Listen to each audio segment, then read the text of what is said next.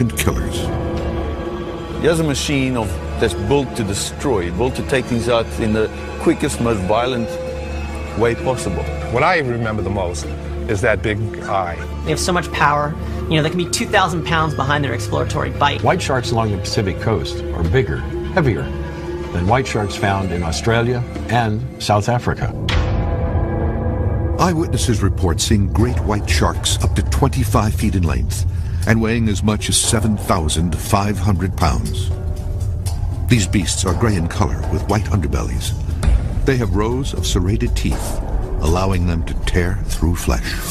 All of a sudden, I saw something unimaginable.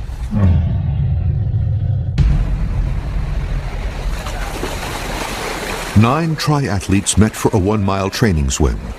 None suspected a deadly predator was lurking close by. We got there about 6:45. A couple of people were there. The sun was rising as the team entered the murky water.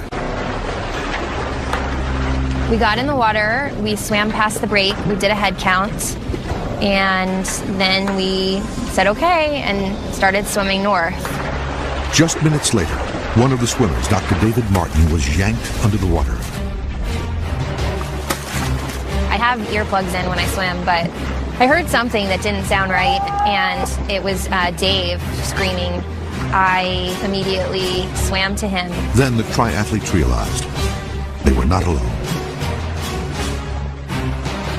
And as I was swimming, I knew that he was definitely saying shark. When I approached Dave and was with him, I saw the fin. We swam back as quickly as we could to the group to see what happened and see if we could help. There was pretty clearly severe injuries. A 17-foot great white had ripped into Martin's leg. The slash it left was gushing with blood. The other swimmers rushed the dying doctor to shore. We just swam as hard as you possibly can swim for the beach. I ran and just started screaming, call 911. The response was immediate. The lifeguards closed the beaches for, I think, a 17-mile stretch. We saw the helicopter come and land. Dr. Martin suffered at least 6 bites to his lower body, including one that severed a main artery. This horrific attack is an example of just how close these deep-sea predators are coming to U.S. coastlines. After that, the lifeguard came over and talked to us and told us that Dave Martin didn't make it.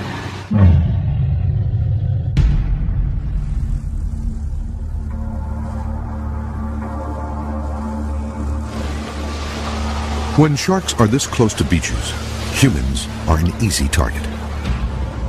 I know we've had more shark attacks along the Pacific coast in the last 10 years than we had in the prior 10-year period. The evidence of this activity can be seen in attacks on other species. Over this past year, we've had a number of animals, pinnipeds, seals, and sea lions, wash ashore decapitated. And the sharks don't appear to be hunting out of a need for food. This is a typical predatory behavior of the white shark. What's interesting and unique is that the shark is only killing the seal. He's not eating the animal. Precisely what behavior this is and why they're doing it is unknown to us. Scientists are not sure what is motivating these beasts. It's difficult to monitor anything in the ocean because we can't see into the ocean. We don't have any eyes there. When we're in the air, the only time we see a shark is when it's close to the surface. Most sharks spend very little time at the surface. But some biologists, like shark behaviorist Craig O'Connell, think the shark attacks are simply misinterpreted. I think what is going on is that the human population is becoming more aware of where these sharks are going, and we're becoming more aware when these sharks are closer to shore and when they may be a potential threat to us going to the beach. So there may be more beach closings, but that doesn't mean there's more sharks, and it doesn't mean they're coming closer to shore. But recent sightings show great whites coming nearer to coastlines and beaches, from California to New England.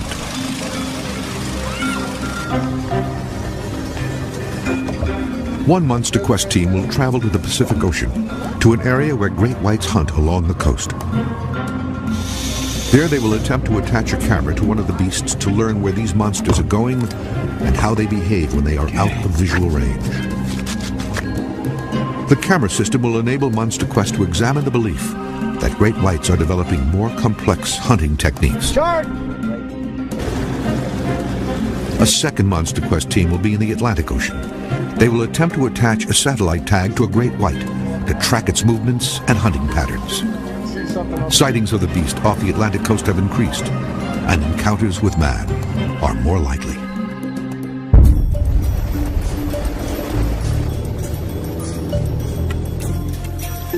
Biologist Dr. Greg Scommel has been tagging, tracking, and researching sharks near Massachusetts for 22 years. All it took was one shark to bite one person, and it's game over for that species in terms of how it is perceived. In 2004, Scommel was called in to deal with a 14-foot great white that swam into a shallow coastal pond on Noshawn Island, just a mile from Cape Cod. The shark remained in that area for 12 days, and we tried everything we could to try to motivate that shark to leave. Certainly trying to take advantage of her sensory systems to get her attention to try to spook her out of there. And we couldn't move her. So on the 12th day, we actually had to physically force her out using very large nets. But it was kind of a wake-up call. It was an alarm clock that went off saying, hey, don't forget, there's white sharks in New England. And that's when we started preparing. Scommel understands the fear that these ancient monsters produce. It's a deep primal fear. Who wants to be bitten by something they can't see and ravaged or consumed? It's a horrible fear, and it clearly persists today. The Monster Quest team will search the Atlantic waters looking for evidence that killer great whites are moving closer to populated beaches. Dr. Scommel has been trying to tag these sharks for decades, but there has never been a successful satellite tagging of a great white off the East Coast. Not a single white shark in all that time period. It's my white whale, and I'm Ahab. Sightings are on the rise, and Scommel sees an opportunity. If we can indeed attract a white shark, get it close to the boat, we've got the gear to put a satellite tag in it. The way the tag works is you put it on the shark, and it collects depth information, temperature information, and light level data. And then at a time programmed by me, where I actually tell the tag when to do this, it comes off the shark, floats to the surface, and transmits all those data to a satellite. Then I can retrospectively recreate what that shark did during that time period. I'm very excited about this. If we get a satellite tag in a white shark, I'm gonna go nuts. The tag data will allow them to track where the sharks go and may reveal their hunting patterns. The largest white shark I've ever seen was about 19 feet long and 3,000 pounds, landed by a fisherman in Montauk, New York. That was in the early 80s, and that was at a time when you could go out and kill white sharks.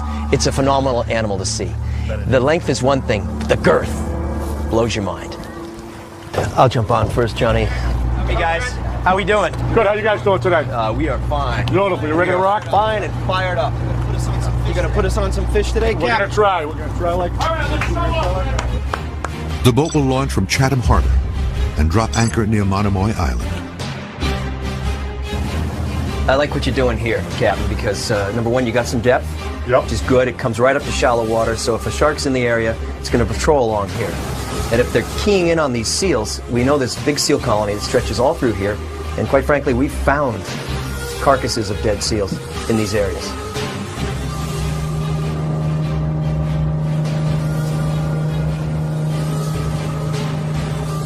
They head out and pick a spot to deploy their bait. Let it go. The team chums the water with a mix of ground bluefish and mackerel in a prime hunting area. And if you're a big fish, you want to be in deep water, but you want to be able to pin your prey against the shallows. That's a nice slick. That's a nice slick. You got a nice calm day, but the tide's moving it, which is great. Got to get it out there. They also add a 5-gallon bucket of blood and a pig carcass.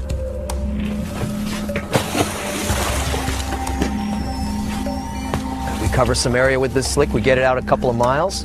And the whole concept, of course, is you've got a shark cruising through here, if indeed there is one, and it crashes into the slick, and it senses the slick immediately and then works up the gradient of the slick. which leads it, of course, right to us. And this is a prime area for the gray seals to haul out, and it's an area where we've found gray seal carcasses that have been hit by white sharks. You can see there's people in there walking on the beach. You know, it's a very popular spot for sunbathing, swimming, and also bird watching. The team has their tagging gear prepared. This is the harpoon that we use for tagging. Satellite tag will go on the end there with the dart, and once it's loaded and ready to go, Greg will tag whatever shark is at the boat. So the way this works is we use this as the dart. All right, that goes on the end of the tagging pole. Shark gets close to the boat, jam it at the base of the dorsal fin. So basically what this will do is come down into the shark through the dorsal fin and lock in. And then this will just trail. Once it hits the water, it starts collecting data on depth, temperature, and light levels, and archives that every 10 seconds. It's basically a laptop strapped to the shark. Slip tip goes on like that. So this tag's ready to go, and if a white shark swam up right now, we'd deploy it. They scan the water for movement. We look for the telltale sign of a shark, which is, of course, the dorsal fin. Everybody pay attention. Keep your eyes out. Well, I got this wonderful image of a white shark just cruising along here.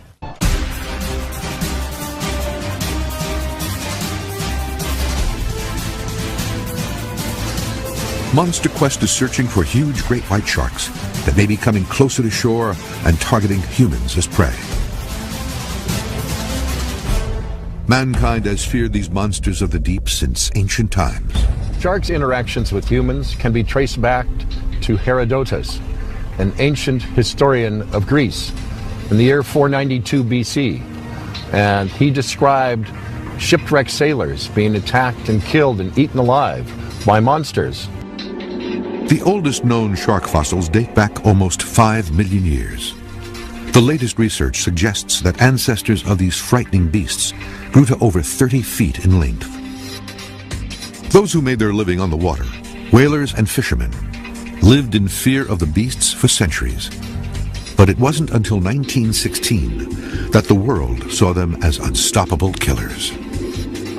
From July 1st to July 12th, 1916, 5 people were savagely attacked by a shark off the New Jersey coast. There's speculation that a white shark was responsible for all 5 attacks, which caused the deaths of 4 people and the amputation of the survivor's left leg. The attacks ended shortly after a great white was killed, with human remains in its belly. The panic that ensued during those 2 weeks would later inspire the movie Jaws. White shark's population was decimated in the mid-70s after the release of Jaws. Another fatal attack in 1936 would cement the monster's fearsome reputation. Joseph Troy was a boy from Dorchester. He went down to Mattapoisett, and he was visiting his uncle. And Troy was out swimming in the afternoon with a Walter Stiles, and they were off of Hollywood Beach in Mattapoisett. And around 3 or 4 o'clock in the afternoon, a shark appeared right next to Troy and grabbed him by his left leg, pulled him under. Stiles kept diving down trying to get Troy, but he couldn't. But Troy popped to the surface in a big pool of blood. When they got him ashore, they shipped him off, and he went to St. Luke's Hospital, and they ended up amputating his leg, and he passed away. Troy was 16 years old.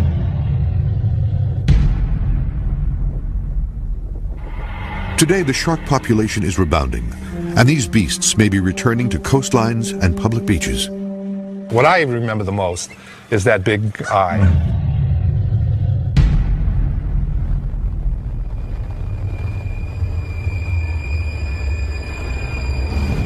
Joe Fitzback, a Massachusetts boat captain, was on a fishing excursion 2 miles out of Chatham Port when something almost attacked him. We had 2 nice fish on, and as I was watching the one in the back being fought, somebody yelled out, the girl yelled out in the front, what was that? And I kind of looked, and all I could see was like a dorsal fin into the water. Something grabbed the line and ran with it. Then all of a sudden the line went limp, and when she reeled it in, all I had left was the head. Then, they realized something was under the boat. As it went underneath the boat, it made a big circle around and came up, and it started bumping the boat. The shark hit the boat repeatedly. Then, after a few hard impacts, the water went quiet. As I was picking it up on the side of the boat, the shark came right up from underneath. That's when I noticed that it was a great white. I could see the big black eye. His lips were kind of pulled back so you could see the shape of the teeth. From the head where he was and to the back of the boat was 14 feet. The shark came right up from underneath, grabbed the whole of the fish and just stripped the whole innards and stuff right out of it, and all I had left in my hand was the head of that fish. He was probably 18 inches away from my hand. The close encounter still haunts Fitzpatrick today. I'll never forget how close I was to, really the working end of a great white shark.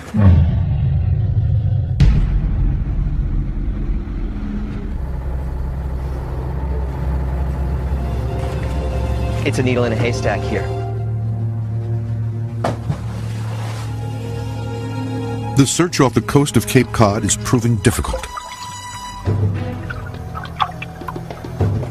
We got birds, we got calm weather, we got a great slick, and we got nothing as far as sharks are concerned. I don't think there are a lot of white sharks. If there were, I would have tagged a lot of them by now. I've got 22 years in the business trying to tag a white shark, and I haven't yet. The light is fading. My opinion is we move the operation north. Tomorrow's a new day. We're going to head up to Stellwagen Bank National Marine Sanctuary. It's a protected, beautiful, productive bank that rises up from several hundred feet to within 90 feet of the surface.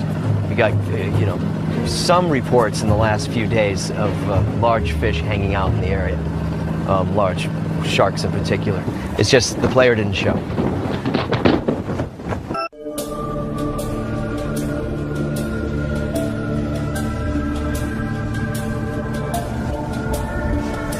Monster Quest is searching the United States coastal waters for killer great white sharks. New research suggests that these monsters stalk their prey, strategizing before striking, with the premeditation and precision of a human serial killer. Sharks are actually learning where the best hunting spots are. Shark researcher Dr. Neil Hammerschlag has spent the last 8 years studying the attack strategies of great whites in the waters around Seal Island, South Africa. The sharks are picking their hunting spots, camouflaged against the bottom through deep, dark, murky water, peering up to spot the silhouette of a seal against the water surface. This anchor point was not where the sharks had the highest chance of intercepting their seal prey, but instead was some sort of an optimal balance where sharks could detect prey, remain undetected by the seals, and even avoid competition with other sharks. Hammerschlag calls these optimal stalking territories the underwater equivalent of dark alleys.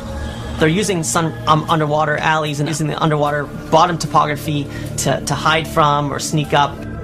Using criminal profiling methods, Hammerschlag has tracked these beasts and identified the stalking areas around the island. Like human serial killers, the great white thrives in shadow. We use a technique called geographic profiling, which uses the link sites of where attacks take place, usually criminal attacks on people, and plug it into this mathematical program called geographic profiling that uses the linked locations in this very fancy mathematical model, which determines where the highest probability of that criminal who perpetrates the attack is actually stationed themselves. Sharks and serial killers are obviously very different. They have a different motive, but basically they're using complex, similar underlying hunting strategies, which is the need to encounter their prey, avoid competitors, avoid being detected, and the need to use the underwater highways and other things, and that there's some linkages between their attacks. Attacks that demonstrate the deadly efficiency of these killing machines. The sharks are hunting primarily under low light conditions, like during dawn and dusk. And during times where it was overcast that day, they increased their hunting activity. It is these shadowy conditions that give the great white its greatest success rate. In comparison to lion, the king of the jungle has a success rate normally of about 12%, that's pretty good. But on average, the great white sharks at Seal Island have a success rate of almost 48%. And during low light conditions, they have success rates as high as 55%. That's over more than half of their attempts are successful. What we found has never been shown before is that when their success rate drops to about 40% at high light levels, they just stop hunting. So they actually know to stop hunting when the chances of them making a successful kill is low. Other animals would just keep hunting and, failing, but the sharks actually stop when their chances of actually making a successful kill is dropped. The great white targets vulnerable victims, the weakest of which can be maneuvered and isolated for slaughter. They'll let different seal groups pass by, older seals, and in a big group of seals of different ages, sometimes the younger ones can't swim as well and they start trailing off the back end of the group. The sharks notice it right away, they isolate that seal, and they launch their attack on that animal. The great white favors the blitz technique used by human serial killers like Jack the Ripper. Attacks so quick and brutal that the victim has no time to react.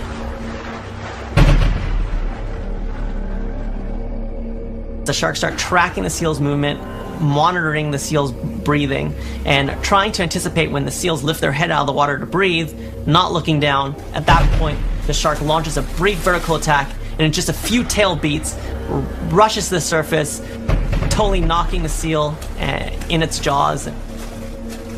They build up enough speed, over 35 miles an hour, that they hit the seal with such force at the surface that it incapacitates the seal, fatal in the first strike.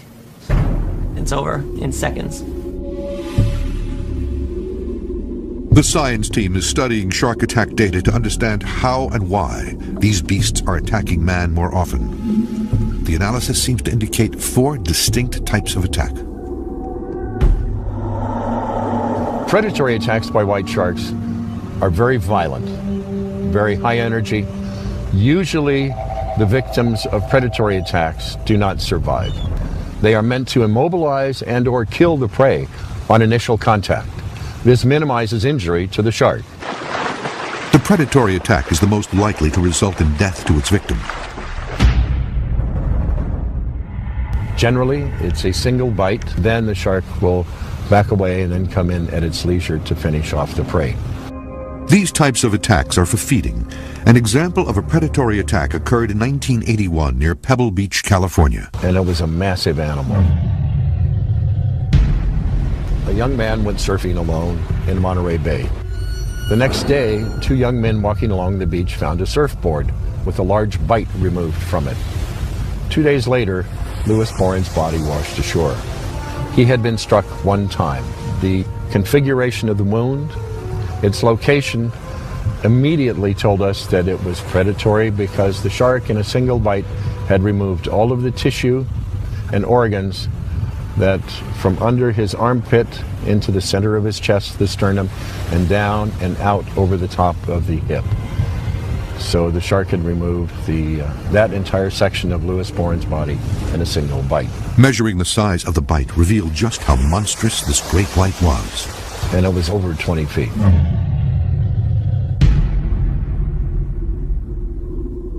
The second type of great white behavior is far more frightening and grisly. They are called practice attacks and appear to be done simply to perfect the act of killing. Whether or not these are attacks where the shark has decided after killing the animal it didn't want to feed, whether these attacks are the result of a reflexive response where the shark sees the seal and simply strikes it as a natural reaction, we don't know.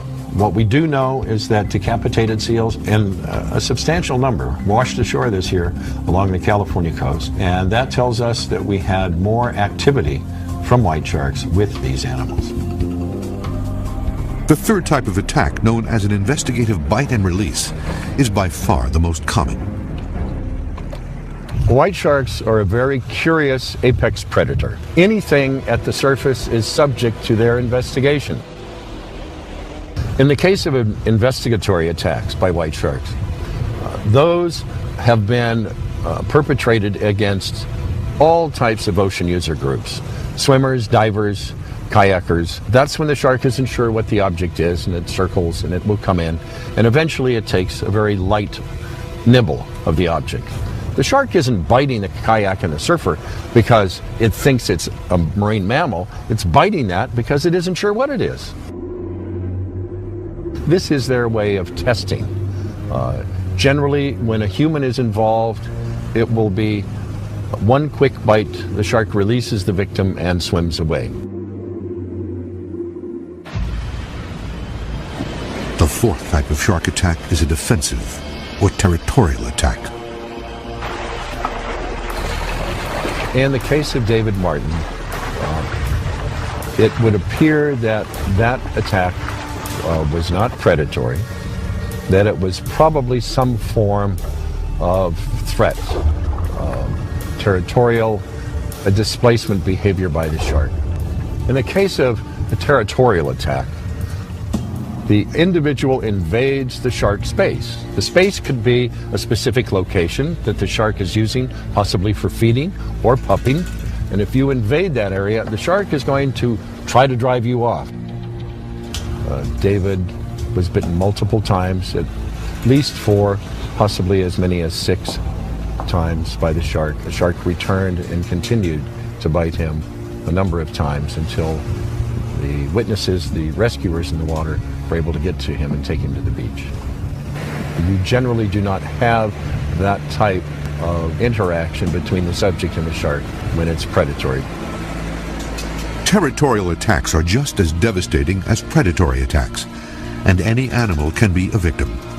Off an Australian swimming beach in 2009, officials found a dead 10-foot great white, killed by this territorial type bite. Its attacker was estimated to be a great white over 20 feet in length.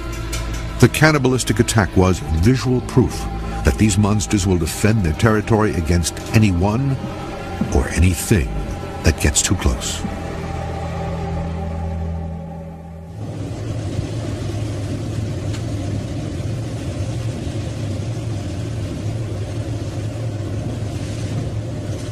Storms are moving in along the coast of Cape Cod.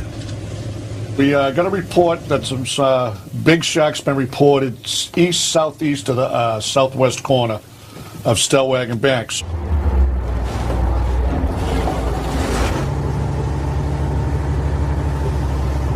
Boston, at Blue Hill Observatory, it was 63. Wind northeast at 12, gusting to 20 miles an hour.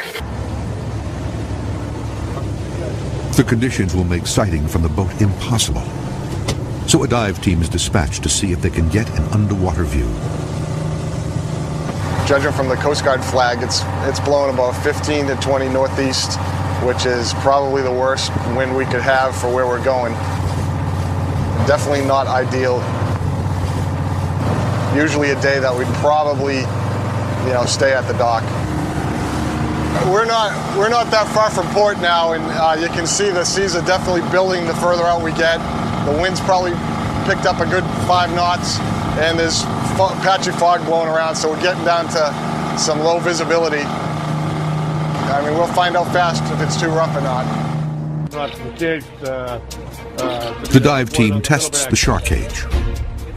If it's bouncing up and smashing off the boat, there's no way we can put a diver in and risk that.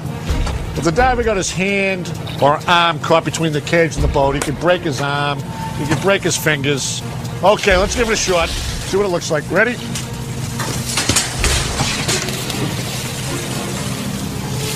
See how the cage is shaking? Put a man in there, that'd be very dangerous. The team has no choice but to turn back. It's a little disappointing that we didn't get out there and get any sharks, but the weather just wasn't cooperating. The further we get out there, the more the wind picked up, the heavier the seas got, and it just was too dangerous to deploy the cage, and it would have been a really hard time spotting sharks in these weather conditions. So it's disappointing, but we know they're out there.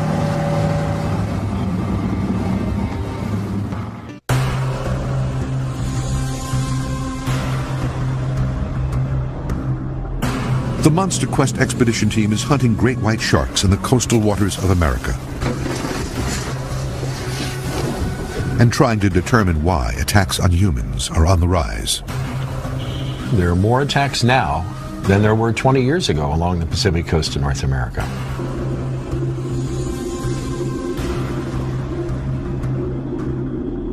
The team is investigating these recent attacks and sightings to analyze this new threat.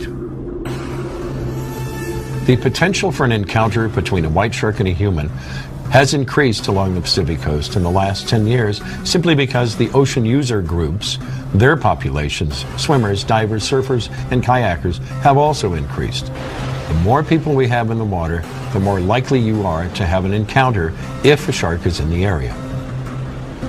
There's another factor that may be playing a role in how close to shore these monsters are coming.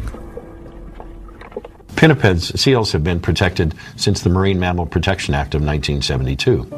White shark's population was decimated in the mid-70s after the release of Jaws, so removal of these adult sharks in the mid-70s to sell their teeth in Jaws gave the pinniped population a chance to explode unchecked. There were no predators to keep them in check, to take care of the sick, the injured, the young and old. So their population grew and grew and grew, and now is at a point where it's growing exponentially.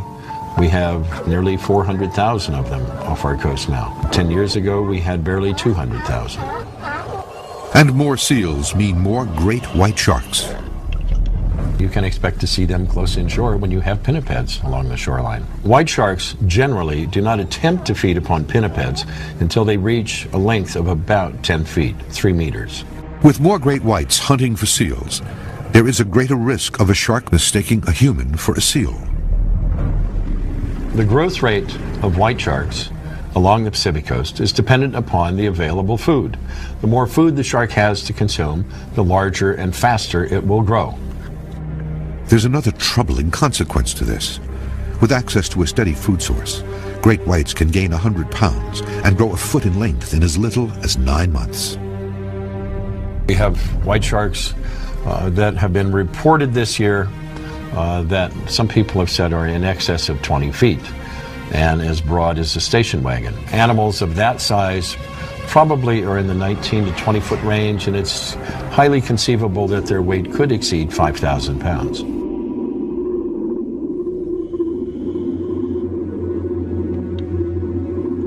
It is these giant great whites that have been spotted hunting along the coastlines, drawn in by prey they can sense even from miles away. Sharks do have ears, located just back here on the head. They're very sensitive. They have hair cells inside of these ears, and they pick up on the vibrations that go through the water. Sharks use the auditory sense, or their sense of hearing, at distances very far away from their prey items, sometimes up to several miles away from their prey. Their prey items may make noises or even maybe splashing at the surface, and that's something that a shark will key in on and quickly go to investigate. These monsters also have a highly developed sense of smell. As a shark swims, it moves its head back and forth. The purpose of this is to find areas that have higher concentrations of odor molecules, and this is to help them pinpoint exactly where that prey item is. As it approaches for the kill, the shark relies on bioelectric receptors. Sharks have a big blind spot when they're feeding. When a shark gets to be about 30 to 50 centimeters away from its prey item, the shark is no longer going to be able to see directly in front of its nose.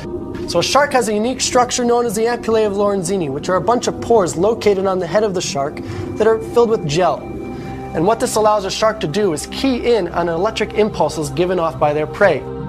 After it identifies its prey item, it's going to launch a vertical attack where it's going to swim directly upward. Once the great white opens its jaws, it can no longer see its victim, but it still knows exactly where it is. And it's going to forcefully ram into that prey item, damage it, and take a good chunk of meat out of it. Now, it's said that these great whites can take up to 50 pounds of meat out of their prey item in one bite.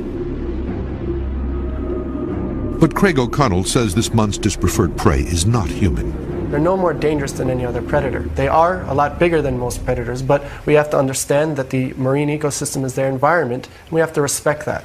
The great white shark over the past several decades has been represented as a man-eater, and this trait, as being a man-eater, is highly inaccurate. Great white sharks actually don't target humans as one of their prey items. We're not on their menu. But something is bringing great whites to the waters where humans swim.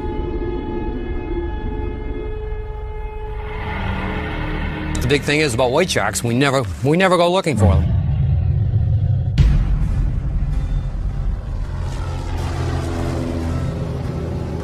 While in search of game fish, Wayne Davis made a bizarre sighting during a routine flight near Plymouth, Massachusetts. The most recent one was right on the beach, just northeast of the Chatham Airport. It was a day after kind of a big storm. The water was all murky brown and green. Big surf. So I whipped around, got my camera out, went back out and found him. He was right where I left him. Just outside the surf line, 200 or 300 yards. The massive predator was just off the beach with its victims in sight.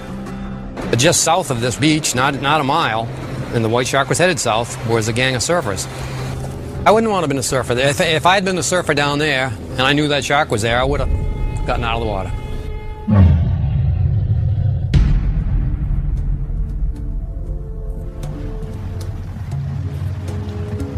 The Monster Quest team is in Massachusetts when two kayakers sight a great white near Chatham on Cape Cod.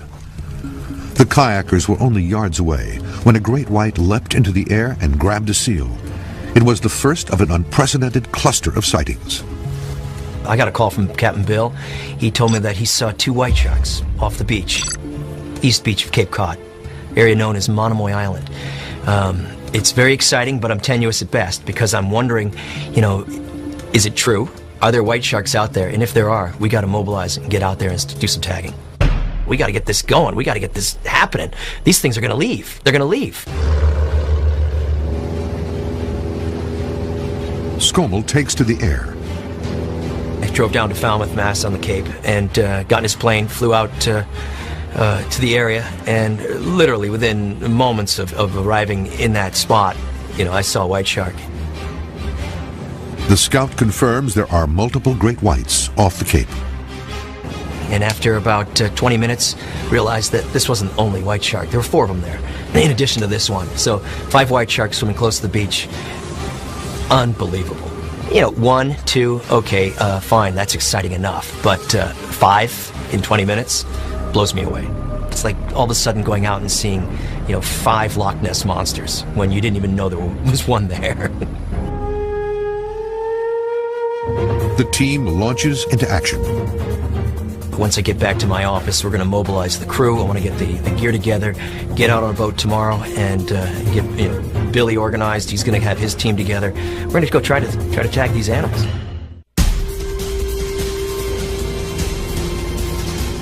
Monster Quest is investigating great white sharks along U.S. coastlines. Coastlines where these beasts seem to be attacking humans with increasing frequency. Man has feared these predators for centuries and the dangers that swim just offshore. When we look at the history of shark interactions with humans along the Pacific coast of North America, we can find interactions with coastal Indian tribes and sharks all the way from the lower parts of California extending all the way up into British Columbia. Legends and tales of sharks tipping over canoes and eating the occupants are common. They even had prayers and offerings that they would make before swimming out on seal hunts in order to keep the sharks from attacking and killing them. One of the most frightening attacks in the Pacific occurred near Monterey, California in 1952. He was swimming with a friend when attacked by a white shark. Barry Wilson and Brookner Brady Jr. were swimming when Wilson was suddenly pulled under. Brady had a knife with him and began stabbing the monster. The shark thrashed around and the knife was dislodged from his hand and the shark released Barry, and at that point 4 skin divers that were diving nearby came to their rescue.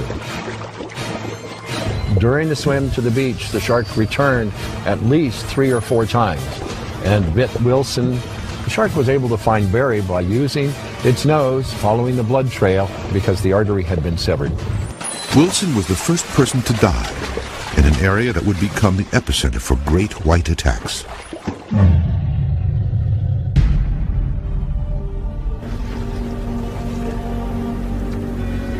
Known as the Red Triangle for the blood that often stains its waters, Northern California's coastal waters are infamous as shark territory.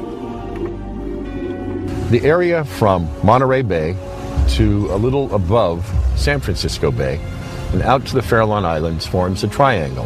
This has been referred to by colleagues as the red triangle. The reason for that is the high number of white shark attacks that have occurred within this geographic location. Shark activity in the area seems to be on the rise. From the year 2000 to the present, 2009, we have already sustained 45 unprovoked shark attacks. And once great whites claim a territory, the attacks are likely to increase. In our study, we use geographic profiling, which was originally a CSI technique to track the whereabouts of serial killers, and we applied that technique to study the hunting behavior of sharks.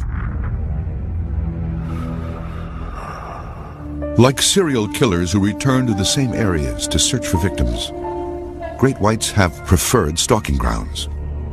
We've identified areas that are very important for shark hunting. And if I was a surfer or swimmer, I wouldn't go swim around that area or go spearfishing because you're asking for trouble.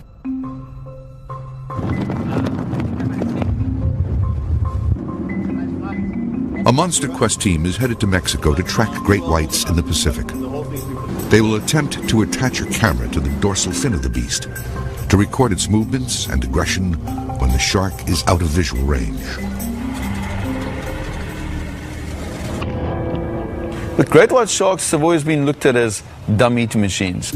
But that's not the case. These great white sharks are highly intelligent animals. You're working with everything in nature rolled into this incredible package. I mean, it's the danger of nature, it's the mystery of nature. Craig Ferreira has spent his life studying great whites. He knows the risks of contact with these ferocious beasts. The best way to describe the great white shark is to equate it to an F-16 fighter jet. He has a machine that's built to destroy, built to take things out in the quickest, most violent way possible. And a great white shark is the same thing. Okay, here we go. Ferreira will be joined by diver Dale Pearson. One of the challenges is actually getting a 15 to 18 foot white shark into a position where you can hook a camera onto his back without getting killed. I mean, he's going to have to lean out of the boat in shark-infested waters with a shark right there and hook a camera to its dorsal fin. They will travel to the waters of Isle de Guadalupe, 150 miles off Baja California. They've targeted this area as a likely place for camera tagging because female great whites travel from here to the Southern California coast to give birth. I was a little apprehensive on the way down here, but now you get down here, you see the sea escape. This boat is fantastic. The crew has got their act together. I was in South Africa and we developed the shark cam over the internet, so I haven't seen it. So we've ordered a lot of extra equipment like springs and nuts and bolts and galvanic links and all sorts of things, because I've got a feeling we're going to have to improvise on the job. We could probably build a nuclear submarine on this trip. The team has decided that a smaller boat will get them closer to the massive beasts, and 3 shark-proof cages will allow them to observe and film the attack behavior up close. The cages have been specially designed to stand up to the largest great whites known to man. But the great white shark is the largest predatory shark in the ocean. These animals get to at least 6 meters long, which is what, 20 feet, 18, 20 feet. I've personally seen an animal which is around about 22, 23 feet long, weighing maybe 4 to 5 tons. I mean, it's a giant animal. They're macro predators. They're right at the top of the food chain.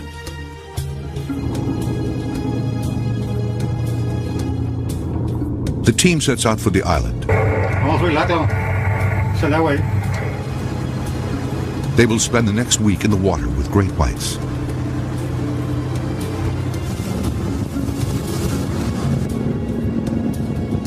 And they are well aware of the dangers they will face. And those who spend time in the ocean know just how quickly the beast can strike. My wetsuit's filling up with fluid and I knew it was blood.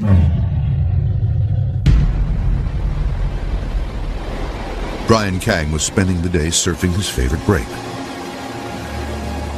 After surfing the inside for a few minutes, I decided to make my way to the break that was further outside. The 38-year-old was waiting for a wave. I got hit and drugged for about 20 yards. I look over to my left-hand side, and I see the tail. I see this huge tail sticking out of the water, about 4+ feet out of the water, and just thrashing wildly. The tail was so far away that I was like, oh my God, this is a huge shark. The 17-foot great white tore into Kang's hip and began dragging him out to sea. It takes me for like 20 yards and then drops me off. I'm completely freaking out. I know I'm hit. My wetsuit's filling up with fluid, and I knew it was blood. Kang scrambled to escape. I just had the eerie feeling that it was going to come back for seconds, and sure enough it did. The minute I got my board up and underneath me, the shark comes straight below me and above and just rolls me over. Its head sticking out of the water and kind of gumming for me. Kang reacted instinctively. The only thing I could do at that point was literally to grab its nose, and I was like punching with my right hand and its lower jaw, just holding on to its nose, put it in some kind of trance or something, and like nothing happened, with its mouth completely open, just slowly submerged into the water. The surfer began paddling desperately toward shore, leaving a trail of blood in the water. Kang was rushed to the hospital, where doctors needed 60 stitches to close the bite. I believe it was like near 60 stitches and staples. Amazingly, you know, that's pretty minor for a shark attack. Obviously, I feel, you know, very lucky. There's times where I really wonder I'm still alive.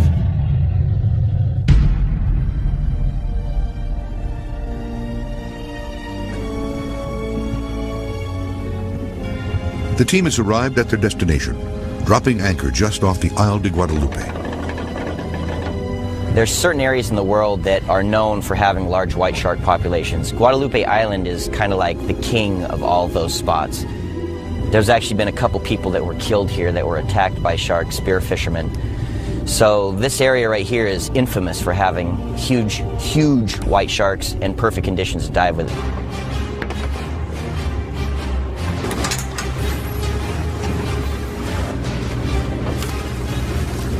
Shark expert Craig Ferreira has suggested the team stay in one location to let the great whites learn of the new food source.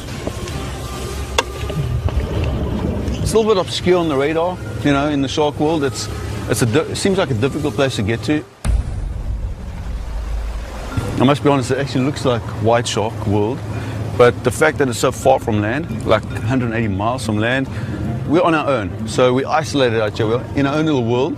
We can't go back to shore and buy something to come and repair some kit. So I think we're going to have to be a lot more careful with what we do out here. The plan today is basically we got to test a lot of stuff. You know, the first day is always the hardest one. The goal of this expedition is to actually hook a camera onto the dorsal fin of a white shark and be able to record some footage of its actions once you do that. So many variables, so many dangers. Just as you put the camera on, you know, the shark can whack the boat and damage the camera. Once the shark takes off, you've got to chase the shark, you've got to be on it. You can lose the camera, so there's a lot at stake here. The shark cam is non-invasive. Great whites, though deadly, are a protected species. The team drops the specially designed camera down to 100 feet. And we've got one camera, one shark cam, and even just testing it today, dropping it down on the line to see if it's going to leak. And my heart's already pumping there because I'm thinking if the shark comes on and grabs it, it's gone. Good.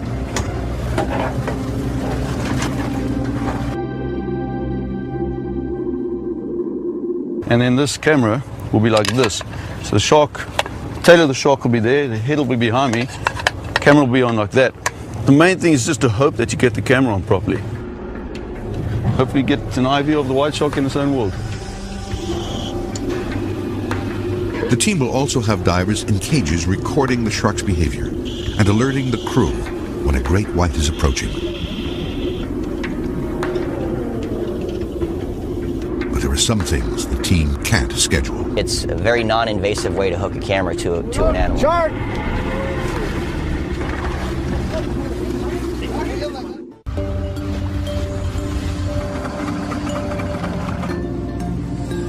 Monster Quest is searching North American coastal waters for monster great white sharks.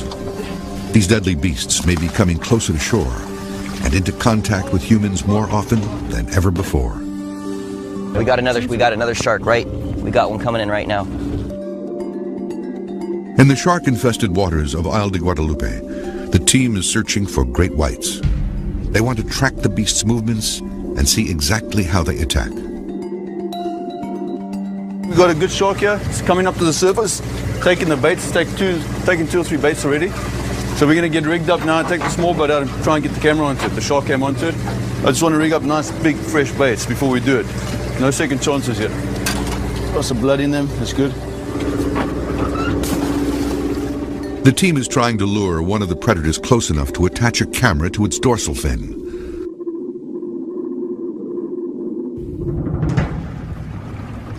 The boat has just dropped anchor, and already the beasts are gathering.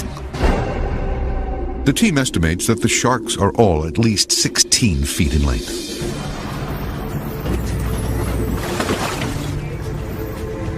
Ferreira launches a smaller boat to get closer to the monsters. We're going to try the first deployment to the camera. So we've got the little boat connected to the big boat. We've got a big shark here, like 4.5 meters plus. What the plan is here is that the shark will come in for the bait. Fernando will guide the bait past the boat. Hopefully the shark will follow the bait up the boat. And then I'll be in the middle between the shark and Fernando. And as it comes across me following the bait, I can clip the camera onto the shark.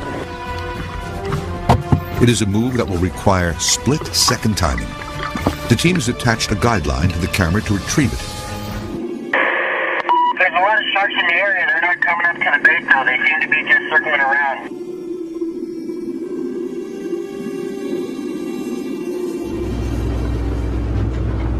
Darkness begins to fall.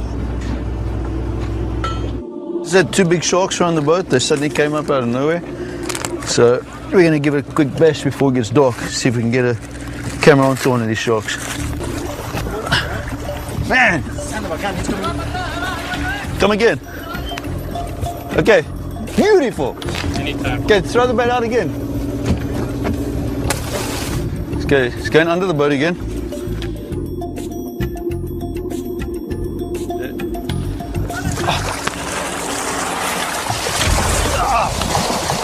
Came into us. Damn it. Okay, that was perfect. Took our bait again.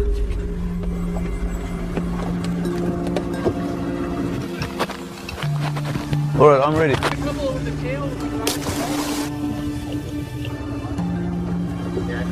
I can't see her now. Oh, it was passing by, but I don't see it anymore.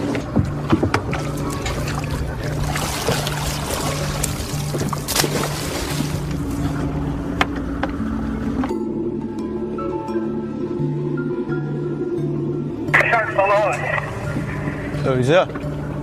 Okay, he's coming around. Roger that.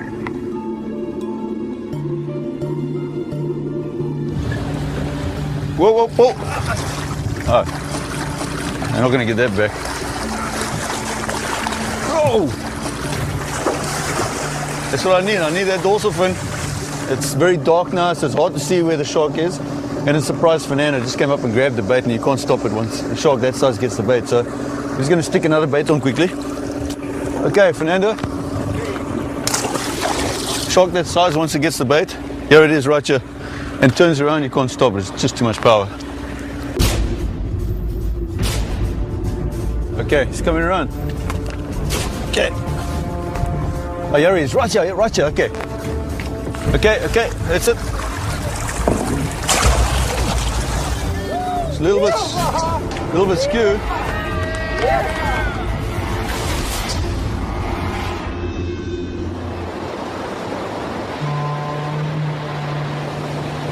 Yeah, it's like the classic Jaws scenario.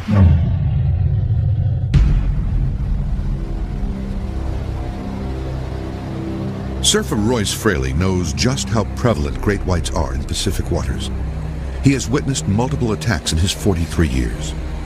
Fraley has also been chased by great whites twice before and been in the water when other surfers have been bitten and attacked.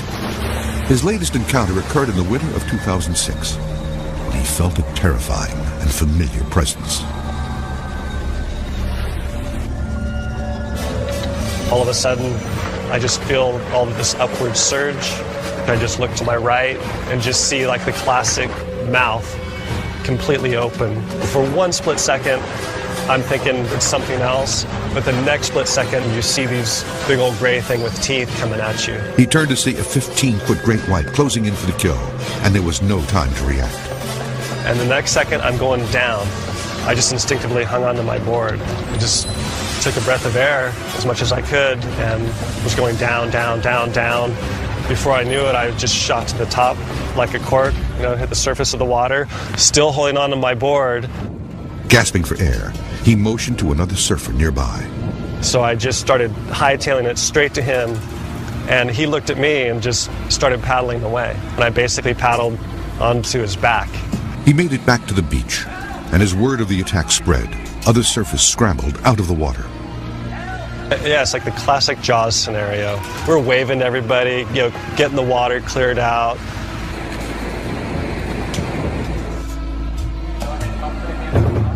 Royce was lucky.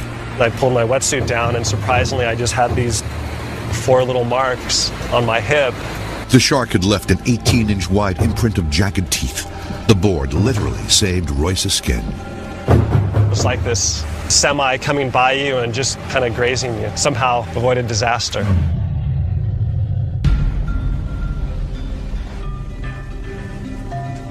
On the East Coast, near where the movie Jaws was set, great white sharks are coming closer to coastlines and beaches. Recent sightings near the port town of Chatham, Massachusetts, have led to beach closings and warnings to stay out of the water. The expedition team is preparing to do something never before accomplished in Atlantic waters. The tagging of a great white in an effort to see where these monsters are going and what this new behavior might mean. I've been on the water for 40 years, and I've probably seen maybe 2 or 3 great whites in all those years, and here's the pilot, he sees 2 right off the beach. Multiple great whites have been spotted close to shore by a fishing boat and confirmed by aerial flyovers. We were out lobstering and Cape Cod Bay. My pilot did a flyover of the outside of the Cape and spotted 2 great whites. That's the first time we've ever had seen 2 great whites together right along that beach. I figured this is it. I called Greg right away, so we got to get into action and get moving, and tomorrow's the day. Let's go. Let's do it. Tagging can be very dangerous because of how close they need to be to the sharks. The sharks are staying basically on the bottom, and we really have to it takes a while before we can get the best shot on that shark. And we're looking at between 3 to 5 feet below the surface is probably the maximum depth that we'll even consider taking a shot on a shark. The team launches off of Sandwich Marina. A shark is quickly sighted, and shark biologist Dr. Greg Scommel leads the mission.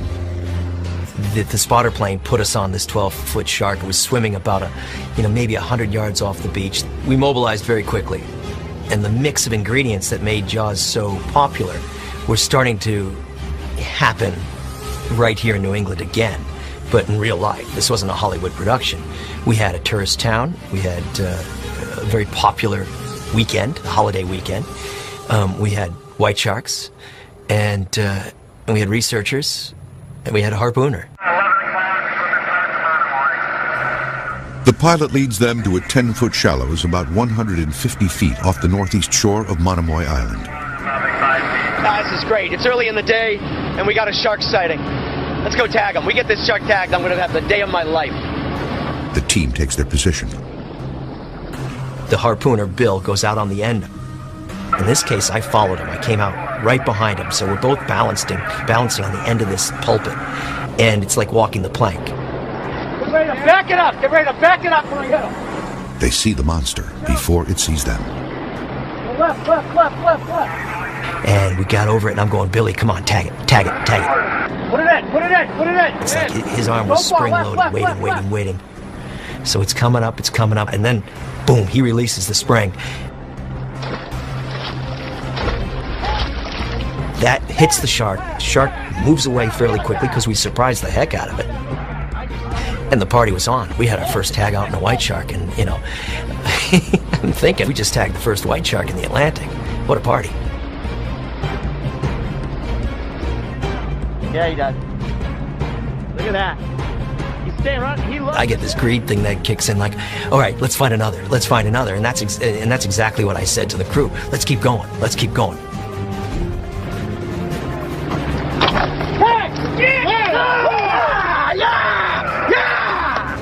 Oh, wow, I'm a little bit overexcited here. Yeah, but it's such a build-up that it draws the life out of you. Just wow, amazing.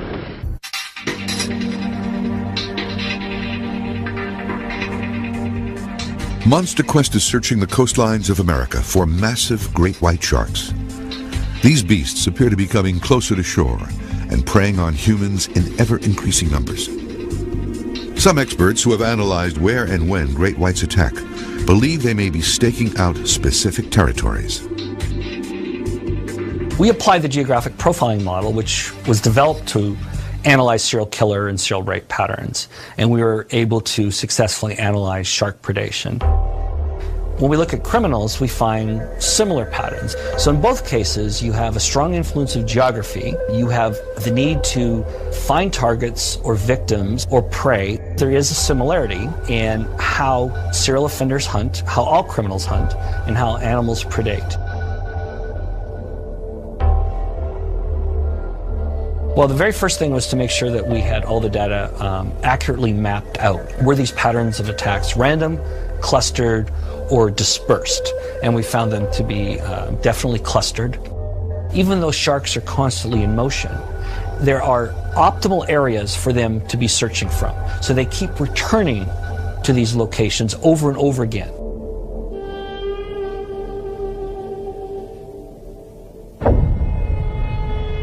And I looked down and I saw what at first I thought was a dolphin. I was like, no, they're way too big.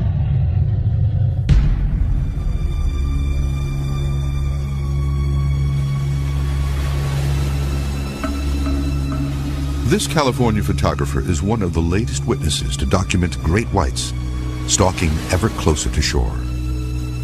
And I looked down and I saw what at first I thought was a dolphin. I was like, no, they're way too big. And I thought it was a whale. I was like, wait a minute, it's not moving like a whale. I got a closer look, and then it was a white shark. And I know sharks. It was a white shark, and it was a big one. So I told the pilot, I was like, go down, we have to get this. A couple of times I was shooting the shark, and I panned up to show how close we were to the Malibu, the coastline at Malibu. The shark was actually, I would guess, about a quarter of a mile off the beach. The monster was bearing down on a spot where humans were in the water. Probably a mile north of Surfrider Beach in Malibu, which is Surfrider Beach. It's one of the most well-known surf spots in the world. It was swimming kind of lazily, but you could see it was looking for food or something. Later analysis of the footage allowed experts to estimate that the predator was over 15 feet in length. It was like looking at a school bus underwater. I have not seen a white shark that big. I mean, I've seen a couple of small white sharks and a bunch of other sharks, but I've never seen a great white that big, this close in these waters. The following day, the body of a headless seal was found near the Malibu pier.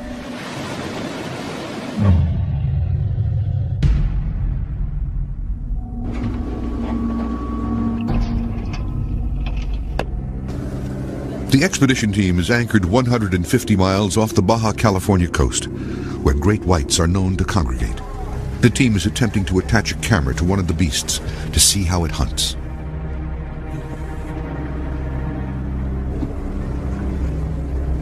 Okay, that's it. Little bits. They have succeeded in attaching the camera to the fin of an 18-foot predator.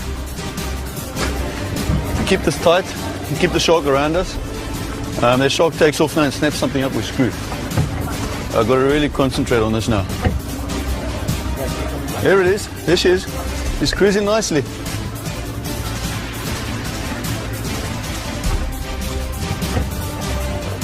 Camera went on a bit skew, but it's still on. But the shark fights to free itself of the camera.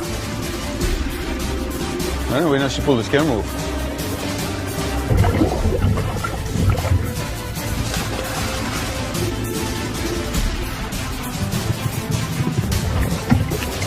Okay, I'm going to try and pull the camera off.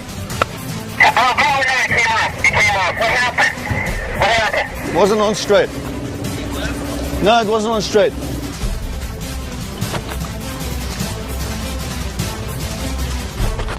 We got it on, it worked really well. It did the job exactly what, that was in my head, what I envisioned. The only thing is I think we got to move. Let me just think now. It seemed to be pulling askew for some reason, so the camera sort of looked like it was facing off to the side.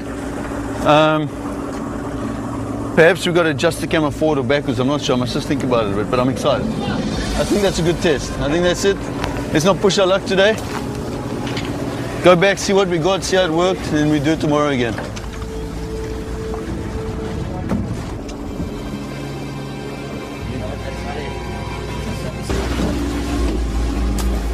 The next day, the team spends hours watching as the sharks circle just out of reach.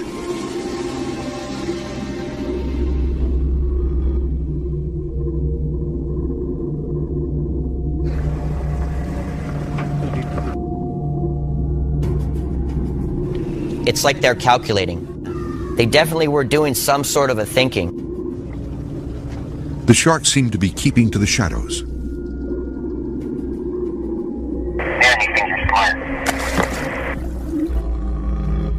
But there are signs of growing aggression. Oh, look at that. Right there. Perfect. Good. The predators buzz the cages, appearing out of nowhere. Dale Pearson heads topside. I was surprised how hard they were to see in clear water. That was the first thing I noticed, that you don't really see them coming. And then when you do, it's amazingly camouflaged in the clear water.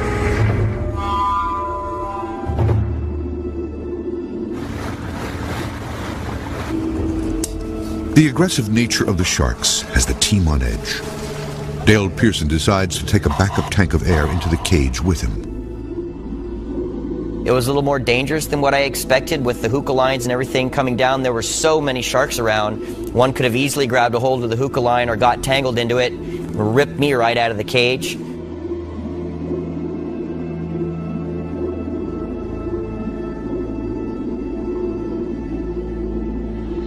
Oh, when you see him coming around, that anticipation builds up when you think something's going to happen, and it's like this emotional roller coaster ride. The sharks glide under the boat and hide in the shadows, watching and waiting as if hunting. The beasts are engineered by nature to be the perfect stealth predator. It's the thing with white sharks, it's a waiting game, and then they arrive and it's all adrenaline and excitement, and then they disappear again. You just got to sit and wait. It can be quite frustrating at times. The team baits the area, trying to draw the beasts closer. Yeah, there's a lot of sharks in the area. They're not coming up to the bait now. They seem to be just circling around, stalking. So we've got the small boat out here to put the camera on the shark, because we have to use the small boat for that. And as soon as we got all set up, the shark took off. Topside, be advised. Shark coming in on the starboard side. Moving in south. Get ready. Okay, one's coming. Pearson observes the sharks are becoming increasingly territorial. Topside, here's another one coming in. It's a big one. Whoa, here he comes, here he comes. Okay, it's coming around the back of us. Topside, big one coming into the bottom of the boat. Good side. This could be it.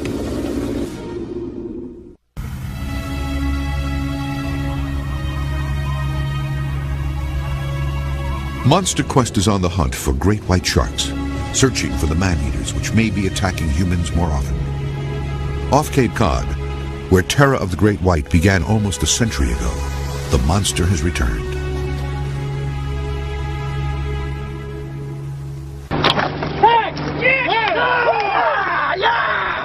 We saw another 3 or 4 sharks that day that were not tagged. So we knew there were at least 10 to 12 different animals in the area. Oh my God! Again, it's the Jaws scenario kind of replaying itself. Quaint New England village, white shark in the area. It drew all kinds of media attention and public attention. And I'm kind of happy at the time that it occurred in late September. because I think if it had occurred in July, it would have been a completely different scenario. Perhaps there would have been some public opinion that the animal needed to be killed. Since the historic first tagging days before, more great whites have been tagged and several were sighted that got away. The tagging data could prove that deadly sharks are coming closer to U.S. shores. Along with this increase in white shark sightings over the last 5 years, we also can look at a dramatic increase in the size of the gray seal population in the same area. That population wasn't there 10, 15, 20 years ago. Now it's expanded, it's growing, it's sizable, and it's in this region year-round. I think that's attracting these white sharks closer to shore and creating, if you will, an Atlantic hotspot for white sharks. And once white sharks find a predictable food resource like a seal colony, it's going to recur there year after year. So, it certainly wouldn't surprise me if Monomoy Island, Chatham, and that part of Cape Cod becomes a consistent feeding area for white sharks. The data will give SCOMEL a much better sense of why great whites are coming closer to shore. The first tags are programmed to come up in mid-January, and I can't tell you how excited and anxious I am to see those data, because they're going to be the real first glimpse of what this critter does in the Atlantic Ocean.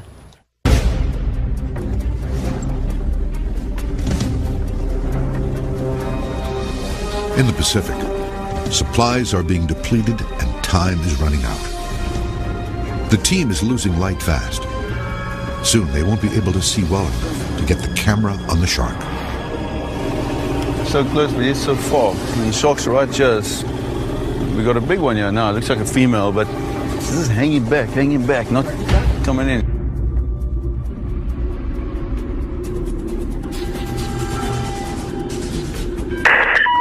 He's still here. He's just down circling. Oh, yeah, okay. Damn, they get in there.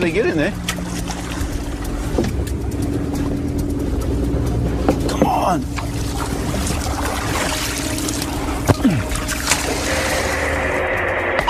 Outside, be advised. Shark coming in on the starboard side. Moving in south. Get ready.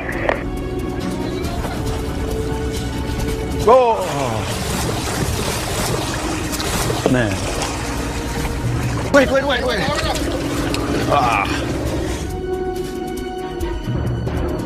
Sharks are coming in pretty close, but they're not consistent. They come in, they make 1 or 2 passes, and they bugger off for 10, 15 minutes. And the problem is we don't have enough time to sit here all day waiting for them to make up their minds.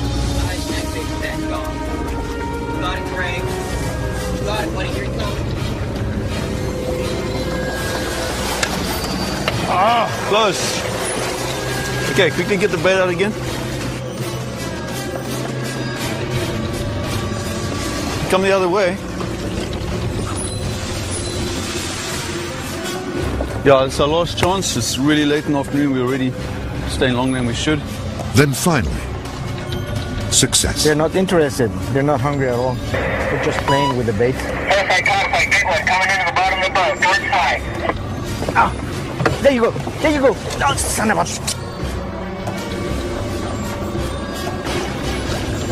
I'm taking it back. Bring it back. Bring it.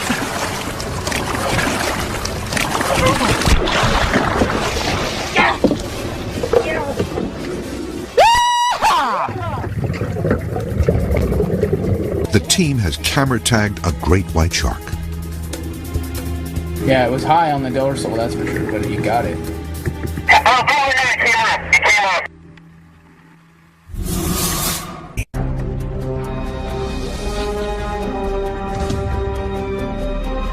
Monster Quest has been chasing huge sharks that are coming closer to shore, attacking humans with increasing frequency and precision.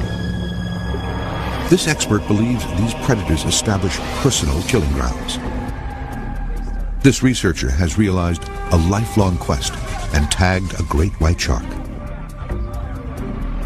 This man has survived what researchers have found is the most common type of great white attack, the bite and release exploratory attack.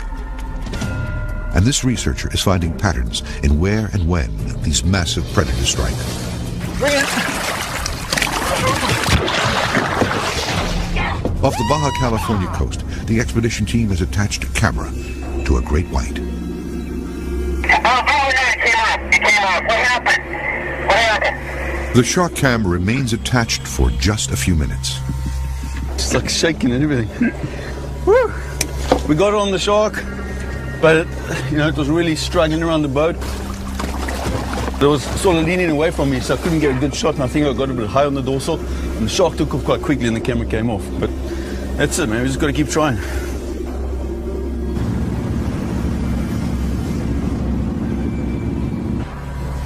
The expedition was, for me, was successful in that we found sharks, and just finding great white sharks is always a big part of the equation. And we found these animals that were very big. The average size was close to 4.5 meters long. And you're talking about buses, big animals, big mature sharks. So that was very successful. We had success in that we got the camera on the shark. It's a new system I'm using, and it worked. I knew it would work. I knew it would get onto the fin and the shark would take off. Unfortunately, the actual camera housing was too large. I think it was overbuilt. Because of the hydrodynamic drag on the system, it didn't stay on as long as we would have liked. So we know that the attachment point, the non-invasive attachment system, that's good. All we need to do is scale down the size of the housing and reduce the drag, and we'll be able to find some behavior of these things that's never been seen. I was in the water for diving with the white sharks for 6 hours a day, every day for the duration of the trip, and I saw some behaviors that I've never seen before. New research suggests that great white sharks premeditate, calculate, and refine their killing skills. Dale Pearson observed these behaviors close up while in the shark cage.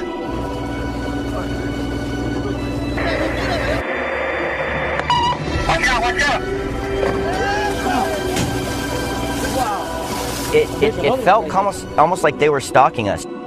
You could tell that when they came up to the cages that they understood that we were inside of something where they couldn't get to us. But anytime an arm or a leg or they saw something, maybe they could get a shot at you, they were there. They'd come out of somewhere where you weren't expecting it. So it was pretty surprising, and it was like they were waiting for you to make a mistake.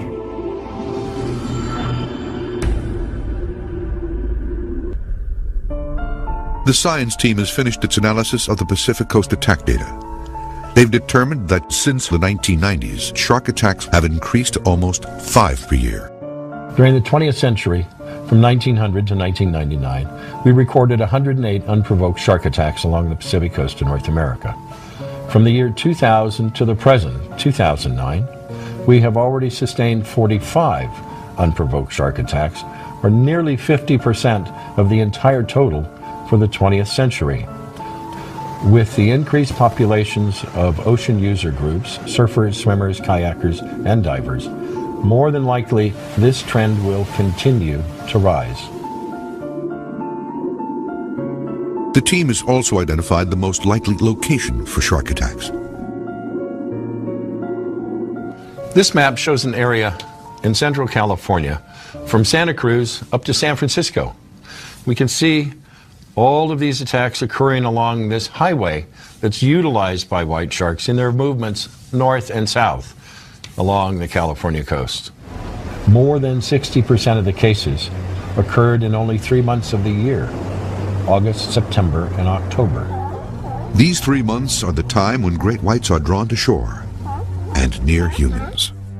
We noticed that the attacks by white sharks seem to occur at the same locations repeatedly, and more than 60% of the attacks by white sharks along the Pacific coast of North America occur at a recurring location. In this area, Bird Rock, we have 2. This area down here, we have 2.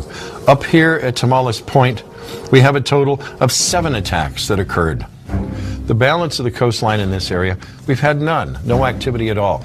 This demonstrates a preferred location for the shark, areas where we have recurring attacks. That makes this California beach one of the most dangerous places on Earth to swim and surf.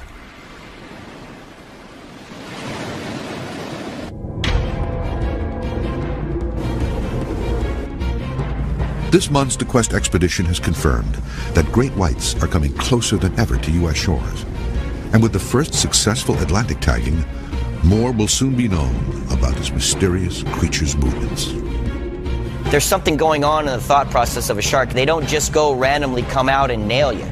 There's a technique they use to their feeding that's not just some random attack. I look at this experience as just the beginning, opening a new chapter to white shark research, white shark research opportunities, and actually solving the puzzle of the white shark in the Atlantic. White sharks along the California coast are doing the same thing today they did 300,000 years ago.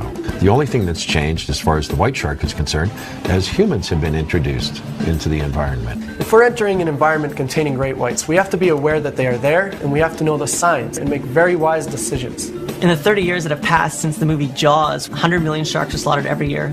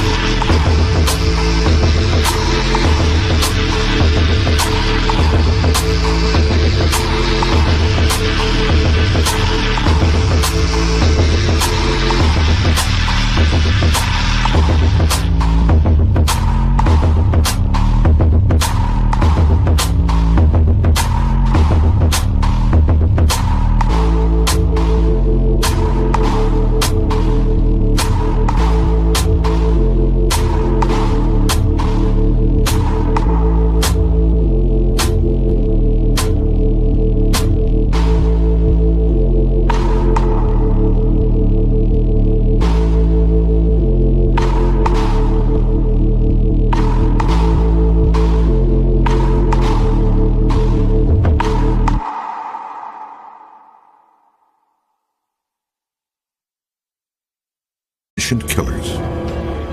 He has a machine that's built to destroy, built to take things out in the quickest, most violent way possible. What I remember the most is that big eye. They have so much power. You know, they can be 2,000 pounds behind their exploratory bite. White sharks along the Pacific coast are bigger, heavier than white sharks found in Australia and South Africa. Eyewitnesses report seeing great white sharks up to 25 feet in length and weighing as much as 7,500 pounds. These beasts are gray in color with white underbellies. They have rows of serrated teeth, allowing them to tear through flesh. All of a sudden, I saw something unimaginable.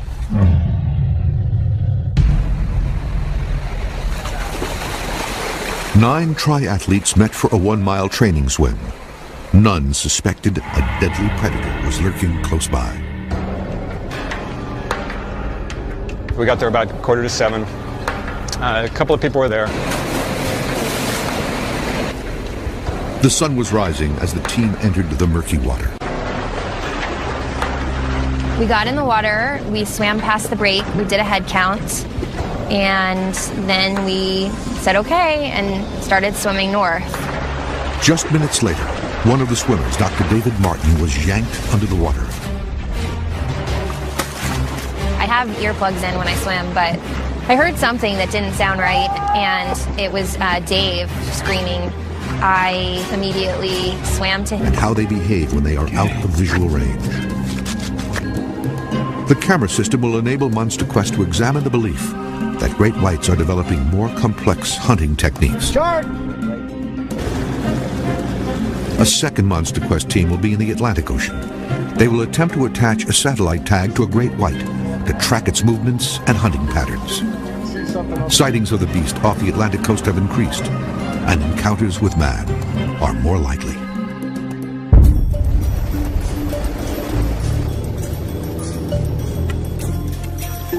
Biologist Dr. Greg Scommel has been tagging, tracking, and researching sharks near Massachusetts for 22 years. All it took was one shark to bite one person, and it's game over for that species in terms of how it is perceived. In 2004, Scommel was called in to deal with a 14-foot great white that swam into a shallow coastal pond on Noshawn Island, just a mile from Cape Cod. The shark remained in that area for 12 days, and we tried everything we could to try to motivate that shark to leave. Certainly trying to take advantage of her sensory systems to get her attention to try to spook her out of there. And we couldn't move her. So on the 12th day, we actually had to physically force her out using very large nets. But it was kind of a wake-up call. It was an alarm clock that went off saying, hey, don't forget, there's white sharks in New England. And that's when we started preparing. Scommel understands the fear that these ancient monsters produce than we had in the prior 10-year period. The evidence of this activity can be seen in attacks on other species. Over this past year, we've had a number of animals, pinnipeds, seals, and sea lions, wash ashore decapitated. And the sharks don't appear to be hunting out of a need for food. This is a typical predatory behavior of the white shark. What's interesting and unique is that the shark is only killing the seal. He's not eating the animal. Precisely what behavior this is and why they're doing it is unknown to us. Scientists are not sure what is motivating these beasts. It's difficult to monitor anything in the ocean because we can't see into the ocean. We don't have any eyes there. When we're in the air, the only time we see a shark is when it's close to the surface. Most sharks spend very little time at the surface. But some biologists, like shark behaviorist Craig O'Connell, think the shark attacks are simply misinterpreted. I think what is going on is that the human population is becoming more aware of where these sharks are going, and we're becoming more aware when these sharks are closer to shore and when they may be a potential threat to us going to the beach. So there may be more beach closings, but that doesn't mean there's more sharks, and it doesn't mean they're coming closer to shore. But recent sightings show great whites coming nearer to coastlines and beaches, from California to New England.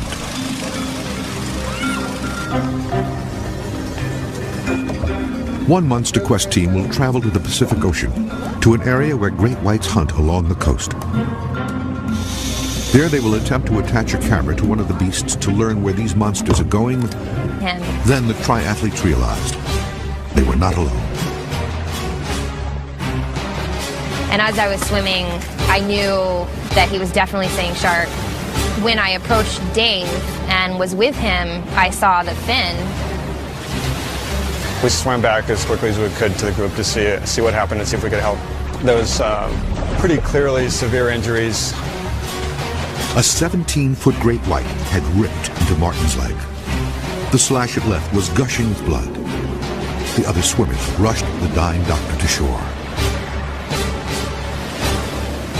We just swam as hard as you possibly can swim for the beach. I ran and just started screaming, you know, call 911. The response was immediate. The lifeguards closed the beaches for, I think, a 17-mile stretch. We saw the helicopter come and land.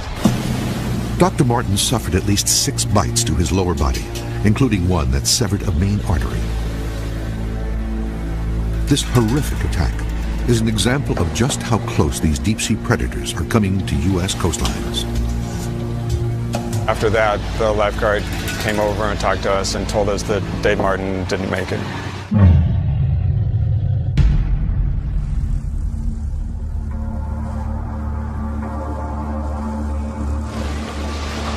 When sharks are this close to beaches, humans are an easy target. I know we've had more shark attacks along the Pacific coast in the last 10 years. Deep primal fear. Who wants to be bitten by something they can't see and ravaged or consumed? It's a horrible fear, and it clearly persists today. The Monster Quest team will search the Atlantic waters looking for evidence that killer great whites are moving closer to populated beaches. Dr. Scommel has been trying to tag these sharks for decades, but there has never been a successful satellite tagging of a great white off the East Coast. Not a single white shark in all that time period. It's my white whale, and I'm Ahab. Sightings are on the rise, and Scommel sees an opportunity. If we can indeed attract a white shark, get it close to the boat, we've got the gear to put a satellite tag in it. The way the tag works is you put it on the shark, and it collects depth information, temperature information, and light level data. And then at a time programmed by me, where I actually tell the tag when to do this, it comes off the shark, floats to the surface, and transmits all those data to a satellite. Then I can retrospectively recreate what that shark did during that time period. I'm very excited about this. If we get a satellite tag in a white shark, I'm gonna go nuts. The tag data will allow them to track where the sharks go and may reveal their hunting patterns. The largest white shark I've ever seen was about 19 feet long and 3,000 pounds, landed by a fisherman in Montauk, New York. That was in the early 80s, and that was at a time when you could go out and kill white sharks. It's a phenomenal animal to see. The length is one thing.